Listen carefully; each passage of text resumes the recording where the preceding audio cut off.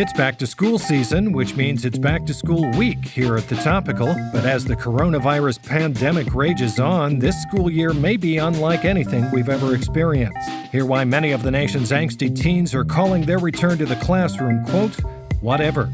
And later, we take a look at the conspiracy theory surrounding NASA's storied Apollo program that nearly 23% of Americans still believe.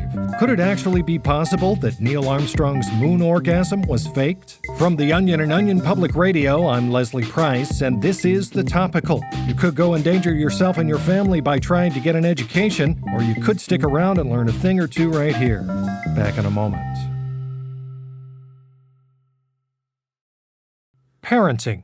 Everybody who's anybody does it, and if you don't, you're a failure whose bloodline will perish with you. Good riddance to you and your kind, I say. But before taking the leap, you may ask yourself, isn't parenting difficult? Well, sweep those worries aside because a new study out of Duke University has confirmed that it's actually very easy to be a good parent. Here with more is OPR parenting correspondent Dr. Laura Daubert. Welcome. Oh, thanks for having me, Leslie. So give it to me straight. Just how easy is it to parent a child? Well, according to these findings, incredibly. The main takeaway is this. Humans have been parenting for thousands and thousands of years, so honestly, how hard can it be? If cavemen, people who were literally too stupid to invent jet skis or window blinds, could raise children without a problem, anyone can do it. Without a doubt, history supports that claim, but if this is true, why are so many parents so stressed out all the time? Yeah, it's pretty clear from the data that those are just shitty parents. I spoke with one of the study's writers and researchers, Irene Ritchie, about this exact point. Here she is. We hear about god-awful, exhausted, grouchy parents all the time. But in 99 out of 100 of those cases, they're just overthinking everything. It's crazy to think about now, but there were generations of parents who didn't even have iPads to throw in front of their kids' faces. So I don't know why the difficulty has been played up over the last few years. At the end of the day, it's all about not screwing the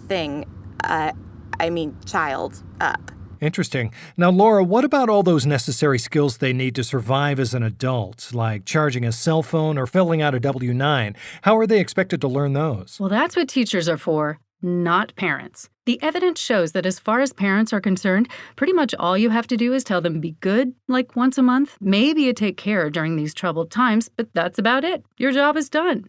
Maybe sprinkle in, and I love you, if you have extra time at the end of the day, but none of that is required. Whoa there, I'm not going for Father of the Year, just looking to keep social services off my back. Now, how about people who say it's hard to balance having a personal life with being a parent? What advice would you have for them? Oh, if parenting is getting in the way of your personal life, you're doing it wrong. Simple as that. Just listen to how carefree and happy this good parent I spoke to is. Life has been a breeze ever since I had kids. I just wake up in the morning, make sure they're not dead, feed them, and try to make sure they're still not dead by the time they go to bed. And personally, I'm getting more sleep than ever. I'm even thinking about taking up macrame as a way to pass all this free time I have now. Absolutely. Now, because I would never expose my own stepson Derek to the risks of coming into a crowded office space during a pandemic, we're joined now by my quote-unquote son, Simon, who's going to help demonstrate for our audience some of the parenting issues I've been having. Do I get paid for this? If you keep this shit up, there is no dinner for you. How do you like that, you fat fuck? All right, Laura, so walk me through how to parent. Just pat him on the head like this, or what? Oh, well, remember, Leslie, parenting shouldn't be work, and there is no shame in giving up. If you're not good at it, my advice would simply be to find a new hobby. You know, I hear amazing things about macrame. Oh, that's exactly what I needed to hear. Okay, scram, Simon, you don't have a father anymore. Finally. See you never, bitch. Oh, wow. That was really easy. Whew. What a weight off my shoulders. Thank you, Laura. I feel amazing. We'll see if I can maintain this until after the break. Back in a moment. Man, I gotta try that out with Derek.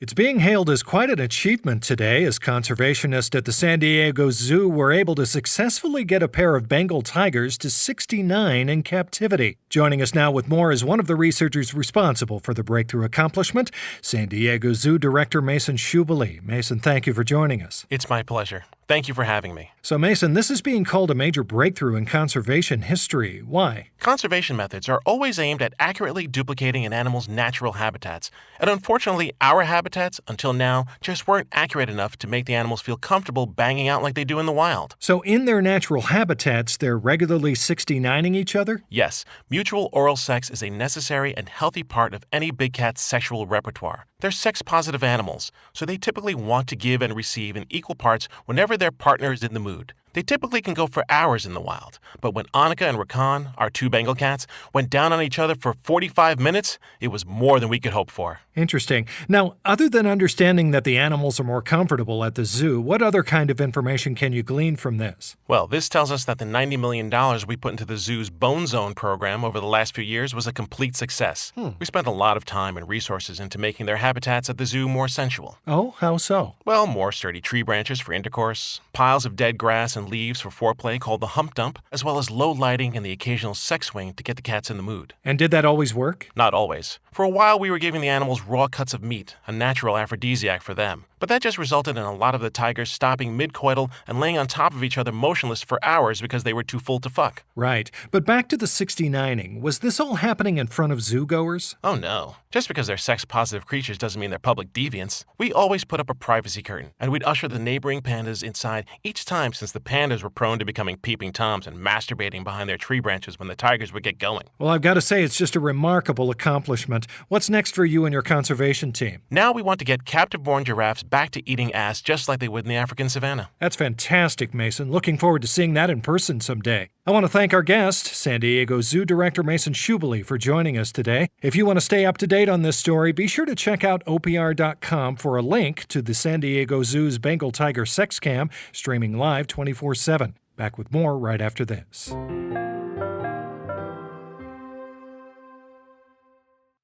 Compassion, kindness, and what one little girl with a 1 in a million rare genetic condition wants the world to know. That's the story we were going to bring you today, but never mind that now because we've just received some urgent breaking news outside our studio window. A total hunk has been spotted on the roof deck below us, and oh boy, he is just our type. Woo! OPR hunk expert Marcy Hammond joins us now. Marcy, welcome. Thanks, Leslie. We are live at the scene at the OPR office, plastered against the windows and staring down at the rooftop of the building across the street where this grade A beefcake is stationed. The news first broke out about 5 minutes ago when we spied something dark and handsome through the blinds. Is it our lucky day or what? Luck, or perhaps an act of God, has placed this divine piece of man-made in full view before us. Yes. And sources have confirmed he is a certified hottie. Marcy, I'm not afraid to say I can't stop staring, and I won't. Now come a little closer, stud, so we can count those abs. And it seems he is. This gorgeous stranger is now moving in our direction toward the edge of the roof. Oh, wow, this hunk is ripped. He looks like an athlete. Well, he might as well be one with the ease he just hopped that safety railing. And based on that whole bottle of Jack Daniels he's drinking, details are also emerging that he must be some kind of a sexy party boy who doesn't give a fuck. Oh, I like that. Oh, another update. The hunk has now made his way to the very edge of the roof, where he is standing, peering down at the pavement 14 stories below. And we'll be honest, it is a great view for us. I mean, look at those pecs, those shoulders, that face. It's almost like it has a mysterious inherent sadness to it. So hot. I believe he's crying now. Oh, he's the sensitive type too. Well, this just keeps getting better and better. Oh, and look at him pace back and forth up there. Oh my God, he's got good calves too. Ooh. I just hope he doesn't choose to go back inside. Hey, there are a lot of people down there. Yes, it looks like a crowd is forming in the street, looking up presumably to check this hunk out. Huh. Uh-oh, Marcy. And speaking of hunks, here comes the fire department. Hey-oh, just when we thought this day couldn't get any hotter, I don't know if my spank bank's gonna be able to fit all these hunks. Oh, yeah. It seems they're yelling something up at him. Ooh. They better not be asking him out. Yeah, we saw him first, guys. I'm gonna let them know. Please remain calm. Everything is going to be okay. You don't have to do this. Hey! Let him do his thing! And you down there on the ladder, take off your shirt too! Woohoo! Yeah, take it off! Take it off! Take it off! Take it off! Oh. He was... Yeah. Huh. Well, he's not a hunk anymore. God giveth and God taketh away. Should we do that little girl story now? What are you talking about? Oh, never mind. We'll be back in a moment.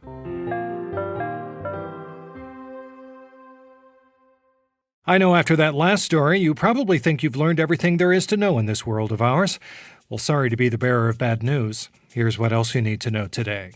A new report out today from cultural anthropologists at the University of California, Santa Cruz has revealed that an increasing number of women are foregoing the custom of taking their husband's last name and instead opting for something totally badass, like Diesel. Researchers found that, especially in the case of women who've worked hard to establish themselves professionally, taking a way fucking cooler name like Nitro, Pulverizer, Shredder, or Doomsday can help maintain their identity, if not vastly improve upon it.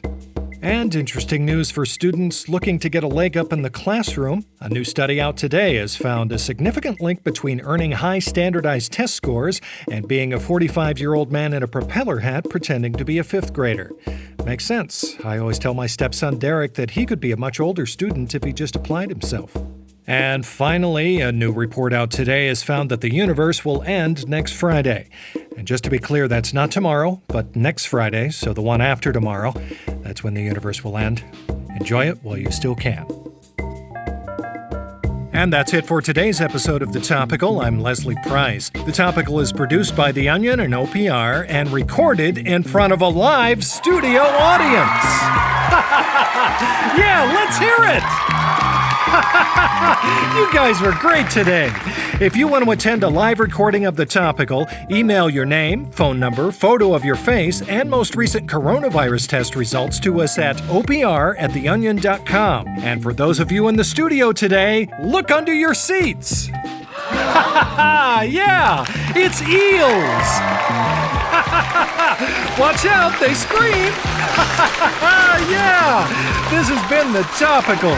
We'll see you next time. Eels for everybody. Yeah. The news doesn't stop just because this YouTube video has. For even more on all the worst things happening in the world right now, listen and subscribe to The Topical on Apple Podcasts, Spotify, or wherever you get your podcasts, you insatiable news freaks.